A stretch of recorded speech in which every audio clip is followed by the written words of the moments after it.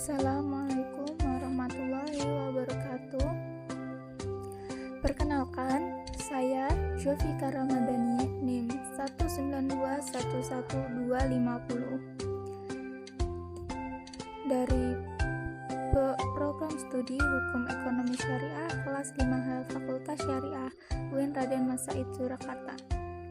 Baik, di sini saya akan menjelaskan mengenai pengertian sosiologi hukum menurut Emil Durkheim dan realitasnya di Indonesia sebagai syarat ujian akhir semester mata kuliah sosiologi hukum.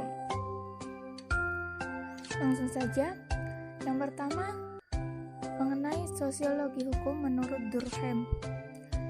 Di dalam teori-teori Emil Durkheim, ia menaruh perhatian yang sangat besar pada kaidah-kaidah hukum yang dihubungkan dengan jenis-jenis solidaritas yang dijumpai dalam masyarakat. Dalam mengungkapkan gagasannya tentang hukum, Emil Durkheim bertolak dari penemuannya di masyarakat. Dengan metode empirisnya, ia membuat kesimpulan bahwa hukum sebagai moral sosial pada hakikatnya adalah suatu ekspresi solidaritas sosial yang berkembang dalam suatu masyarakat. Hukum adalah cerminan solidaritas. Menurut Emil Durkheim, dalam solidaritas ada konsep kolektif atau kesadaran bersama, common consciousness, yang merupakan hasil kepercayaan dan perasaan dari seluruh anggota masyarakat. Lanjut, hukum sebagai cerminan solidaritas. Emil Durkheim merumuskan hukum sebagai suatu kaidah yang bersangsi. Berat ringannya itu bergantung dari seberapa berat pelanggaran yang dilakukan oleh masyarakat. Anggapan-anggapan serta keyakinan masyarakat tentang baik tidaknya suatu tindakan dan peranan sanksi-sanksi tersebut dalam masyarakat. Dengan demikian, maka kaidah-kaidah dapat diklasifikasikan menurut jenis-jenis sanksi yang menjadi bagian utama dari kaidah hukum tersebut.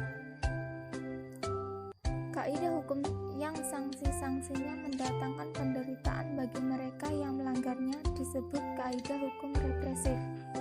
Maksud dari pemberian hukum tersebut adalah mengurangi kehormatan seorang warga masyarakat, merampas kemerdekaan dan kenikmatan hidupnya.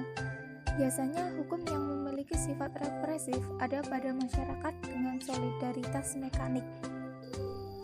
Nah, pengertian dari solidaritas mekanik itu merupakan solidaritas yang muncul pada masyarakat yang masih sederhana dan diikat oleh kesadaran kolektif serta belum mengenal adanya pembagian kerja di antara para anggota kelompok.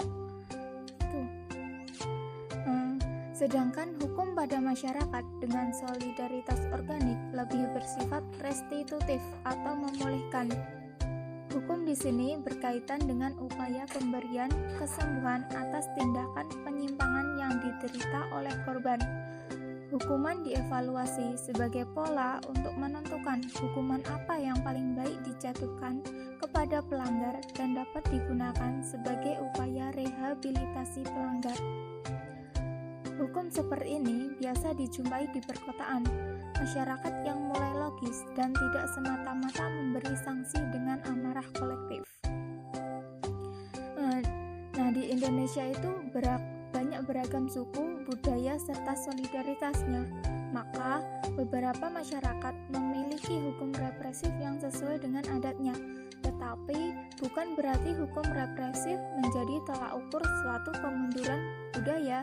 Justru dengan adanya hukum seperti itu di Indonesia, maka bisa mengajarkan masyarakat lain untuk menghargai dan menghormati tatanan hukum atau norma yang ada di suatu wilayah.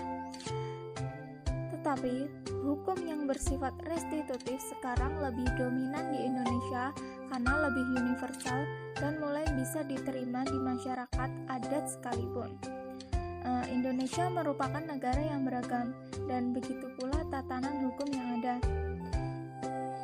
Hukum di Indonesia dibentuk berdasarkan norma dan tatanan yang sebelumnya sudah ada di Indonesia dan juga disetujui secara nasional.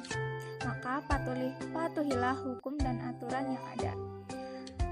Begitu saja pengertian sosiologi hukum menurut Emil Durkheim dan realitasnya di Indonesia dari saya.